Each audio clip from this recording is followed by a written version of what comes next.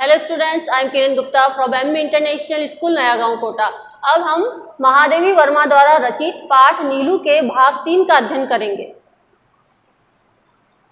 मेरे बंगले के रोशनदानों में प्रायः गोरैया मतलब चिड़िया, गोरैया तिनकों से एक घोंसला बना लेती थी। मुझे उनके प्रेम पूर्वक बनाए हुए घोंसले उजाड़ना अच्छा नहीं लगता था, अतः कालांतर से अर्थात कुछ समय के बाद उनमें अंडों और पक्षी शावकों की सृष्टि बस जाती थी। पक्षी शावक मतलब बच्चे, पक्षियों के बच्चों के एक सृष्टि यानी कि एक संसार बस जाता था। लेखिका का कहना है कि उनके घर में उनका जो बंगला था वहां पे जो रोशनदान थे उसमें चिड़िया तिनकों से घोंसला बना देती थी और कुछ समय के बाद उसमें अपने बच्चों को जन्म देती थी। कुछ अंकुर जैसे पंख निकलते ही वे पक्षी शावक उड़ने के असफल प्रयास में रोशनदानों से नीचे गिरने लगते थे। जब वो छोटे छोटे बच्चे उड़ने की कोशिश करने लगते तो नीचे गिर जाते थे घोंसलों से। इन दिनों नीलू उनके सतर्क पहरेदार का कर्तव्य संभाल लेता था। नीलू जो कुत्ता था वो क्या करता था, सतर्क, जैसे पहरेदार हमारी रक्षा करता है ऐसे ही वो उन चिड़िया के बच्चों की रक्षा कर रहा था। उसके भय से कोई भी कुत्ता बिल्ला उन नादान उड़ने गिरने वालों को हानि पहुंचाने का साहस नहीं कर पाता था।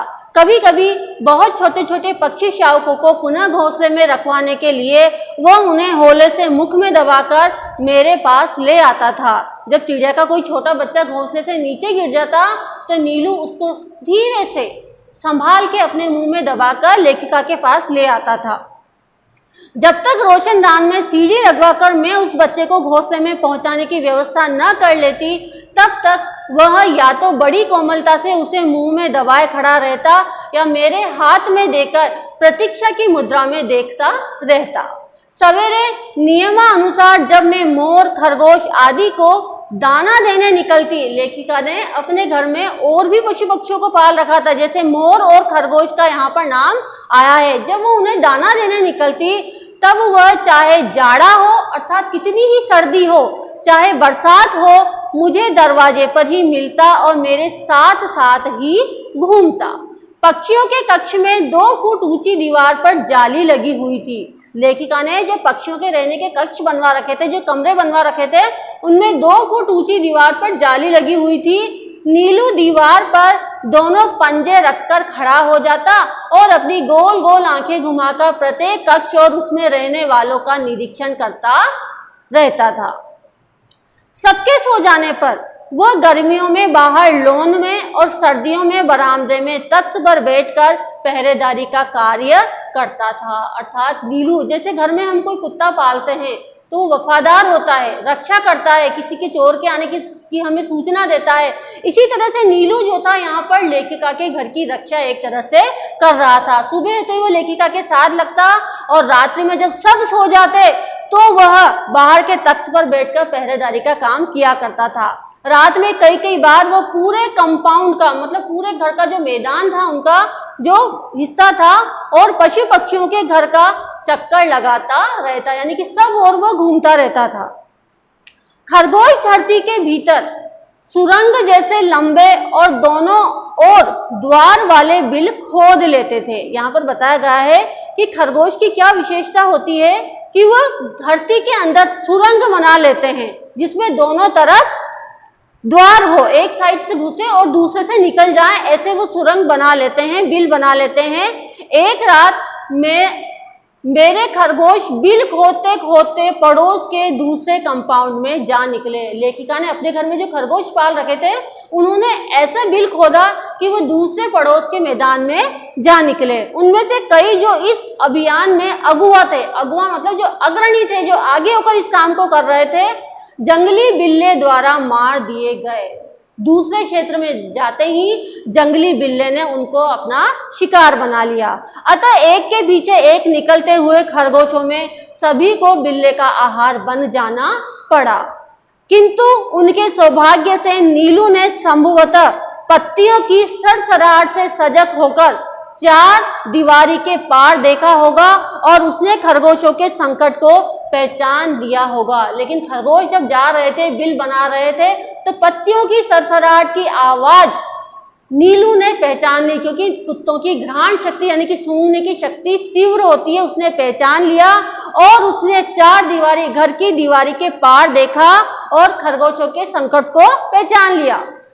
उसके कूदकर दूसरी ओर पहुंचते ही बिल्ला तो भाग गया, परंतु खरगोशों को बाहर निकलने से रोकने के लिए वह रात भर ओस से भीगता हुआ सुरंग के द्वार पर खड़ा रहा। जैसे ही नीलू कूदकर दीवार को फलांग कर दूसरी ओर गया तो वहां से वह बिल्ला तो भाग गया, परंतु क्योंकि उसको खरगोशों की रक्षा करनी थी इसलिए वो रात में बारिश के मौसम में वहां खड़ा रहा और खरगोशों को उधर आने से रोकता रहा।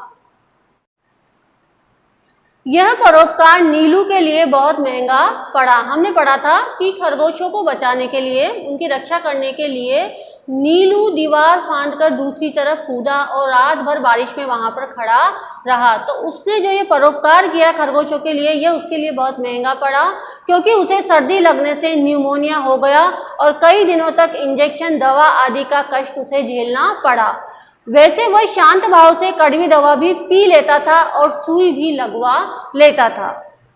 एक बार मोटर दुर्घटना में घायल हो मुझे मार्ग से ही अस्पताल जाना पड़ा। अब लेखिका एक दूसरी घटना का यहाँ वर्णन कर रही हैं कि एक बार मोटर दुर्घटना में उनका एक्सीडेंट हो गया था और उन्हें अस्पताल जाना पड़ा। तब संध्या तक मेरी प्रतीक्षा करके और कपड़े, चादर, कंबल आदि सामान अस्पताल ले जाने वालों की हड़बड़ी देखकर उसे न जाने कैसे सब पता चल गया। सब उसकी उदासी देखकर हैरान थे। घर में एक खलबली सी मच गई थी। लेखिका के जो आवश्यक सामान थे वो अस्पताल ले जाए जा रहे थे, तो ये सारा वातावरण देखकर न जाने कैसे उस नीलू को ये सब समझ में आ गया। वो बहुत ही उदास हो गया। उसकी उस उदासी को देखकर सभी लोग आश्चर्यचकित हो गए थे। जब 3 दिन तक उसने न कुछ खाया न पिया, तब डॉक्टर से अनुमति लेकर उसे अस्पताल लाया गया। और नीलू ने क्या किया, 3 दिन तक न कुछ खाया और न पिया। तब डॉक्टर से अनुमति ली गई और नीलू को लेखिका से मिलवाने के लिए अस्पताल ले जाया गया।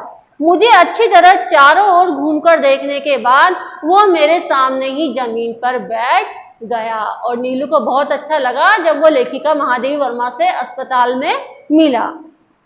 तब से हर दूसरे दिन अस्पताल न जाने पर वह अनशन आरंभ कर देता।